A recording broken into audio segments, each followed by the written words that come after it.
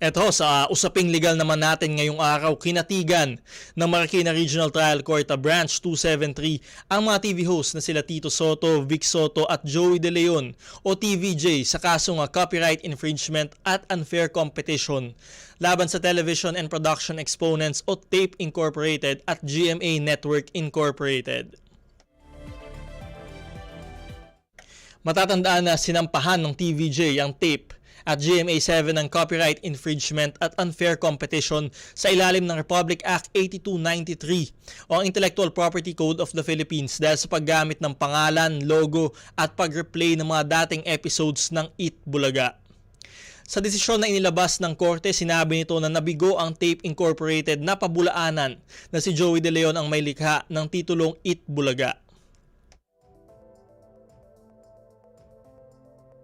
Pinagbawalan ng korte ang TAPE at ang GMA7 na gamitin ang titulong EB at Eat Bulaga at ang mga jingle nito, maging pag-replay ng mga episodes na naturang palabas bago ang May 31, 2023. Pinagbabayad din ng korte ang TAPE ng 3 milyong piso para sa unfair competition at copyright infringement kasama ng exemplary damages at attorney's fees. Ito, sa isang pahayag naman, sinabi ng abogado ng TAPE Incorporated na tiyak na iaapela nila ang desisyon ng korte. Matatandaan na nitong nakaraang buwan, kinansela naman ng Intellectual Property Office o IPOPHIL ang trademark registration ng TAPE Incorporated sa trademark na Eat Bulaga at EB, pabor sa TVJ, kung saan sinabi ng IPOPHIL na nabigo ang TAPE Incorporated na mapatunayan na sila ang lumikha sa pangalang Eat Bulaga. Sa ilalim ng Intellectual Property Code ang copyright owner ay mayroong economic at moral rights. Ito yung pinaglalaban nga ng TVJ, economic at moral rights. May economic rights yung copyright owner upang i-reproduce ang kanyang likha. I-distribute ito para ipagbenta, parentahan ang original o kopya nito o i-display ito sa publiko. So sa madaling sabi nga ay pagkakitaan yung kanyang likha. Kaya nga economic rights. Yung moral rights naman ito yung nagbibigay sa copyright owner ng karapatan na siya ay kilalaning may akda o may gawa ng kanyang likha, gumawa ng mga alterations ng kanyang likha o tumutol sa kahit anong distortion, mutilation o modification nito, o tumutol sa paggamit ng kanyang pangalan o isang likha na, sa likha na hindi kanya o distorted version nito. So sa madaling sabi yung moral rights naman, sinasabi dito, kailangan syempre i-recognize natin yung talagang gumawa o yung copyright owner nga Ngayon ang sino mga mapatunayan na nag-violate sa economic o moral rights ng copyright owner ay liable sa copyright infringement. Ayan naman yung ikinaso ng TVJ laban sa TAPE at sa GMA7 At maaari silang mapanagot sa pamamagitan ng mga sumusunod. Una yung injunction o pagpapatigil sa pag-infringe ng copyright ng may-ari nito. At ito yung unang nasa desisyon ng korte. Sinabi nila dito sa TAPE at sa GMA7 na tigilan na yung paggamit sa titulong EB at Eat Bulaga at pati na nga rin dun sa jingle nito. Ikalawa pagbabayad sa copyright owner ng actual, moral at exemplary damages at maging ang mga profits o kita ng mga taong nag-infringe sa copyright. So dito sinabi pinag-utos ng korte ay bayaran ang TVJ ng halagang 3 milyong piso, 3 million pesos. Kasama na po ang exemplary damages, pati po yung exemplary damages at attorney's fees. And pinagbabayad ang TAPE Incorporated.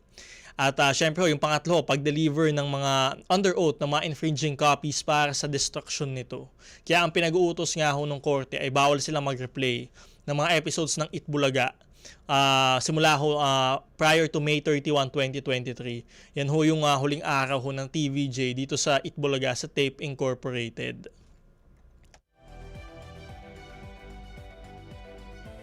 Ito ang tanong ng bayan.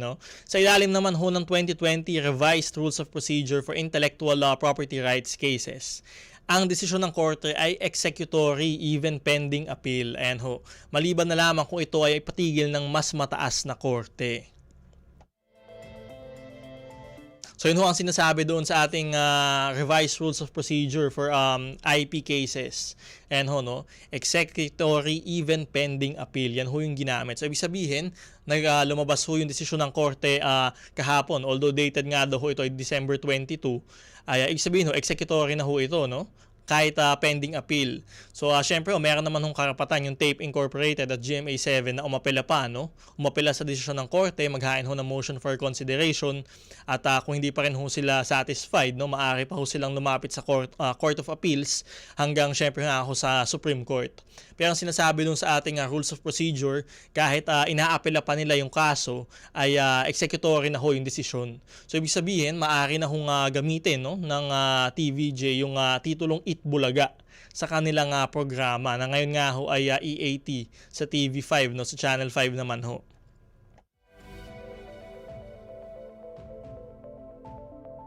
So yun ho, dalawa na ho ang nagsabi, no. Una ho yung IPOFIL nga ho, no, yung pagkansela ng trademark registration ng TAPE Incorporated, at sinabi ng IPOFIL na nabigo din ang TAPE Incorporated na mapatunayan na hindi nga daw ho si Joey De Leon o sila ang lumikha ng titulong Itbulaga. So bigo silang patunayan yan. So ang sinabi ho nila, iaapelan nila yung desisyon ng IPOFIL, no? At pangalawa ho, itong Regional Trial Court ng Marikina, at sinabi nga din na bigo din yung TAPE Incorporated na mapatunayan na sila talaga ang may-ari at lumikha nung pangalan na Itbulaga. So ayan nga ho, ang tanong na lang ho natin ngayon ay kailan nga ba gagamitin nung TVJ yung kanilang napanalunan, 'di ba? At yung talagang lawful nga ho na kanila. Sinabi na ho yan ng korte at ng IPOFIL.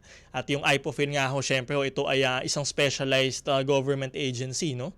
Para nga ho dito sa ating mga intellectual property. At syempre ho, kinikilala ho ng korte na meron silang specialization ho dyan, no?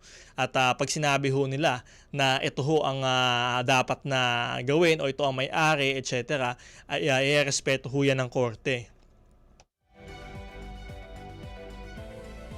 Kaya ho, ang tanong na lang ho natin ay kailan nga ba ho gagamitin na nung TVJ, no, yung pangalan na Itbulaga. At kahit nga sinabi nga ho ng rules of procedure natin na kahit nga po iapela pa, ay executory na ho talaga yung desisyon. At kailangan huminto na ng TAPE at GMA7 dito sa paggamit nga ho sa EB at sa Itbulaga. So yun ho, yan ang abangan natin sa mga susunod na araw. At syempre ho, para sa TAPE Incorporated naman ho, no? At ito ho ay syempre nawawalan din ho sila ng goodwill, di ba? Kasi nga ho, pag nagbasa kayo sa social media, puro bashing na lang inaabot nila, no? At nagsasabi nga ho ng kung ano-ano yung mga netizens. At syempre ho, kung sinabi nga ho ng korte na hindi sa yung isang bagay, ay dapat din naman hong irespeto naman yung desisyon ng korte, no? At nung IPOFIL nga ho. At dapat nga ho, kung sinabi na nga ho ng korte, ay tigilan na din yung paggamit ng mga titulong ito, no, sa kanilang programa sa tanghali. Kaya ho, ano ho yung reaksyon ninyo sa pagkapanalong ito ng TVJ?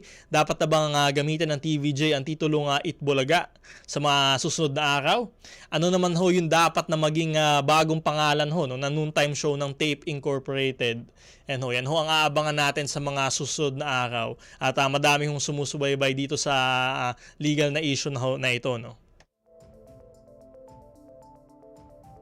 Sa pagbabalik ng usaping legal, sasagutin ko naman po ang inyong mga katanungan legal. Mag-text ng inyong tanong, komento o reaksyon sa ating programa sa cellphone number na 0917-626-1169, 0917-626-1169 o hanapin ang ating live stream sa Attorney Danny Galang Facebook page at sa Facebook page ng Radyo Pilipinas. Magbabalik ang usaping legal matapos lamang ng ilang paalala.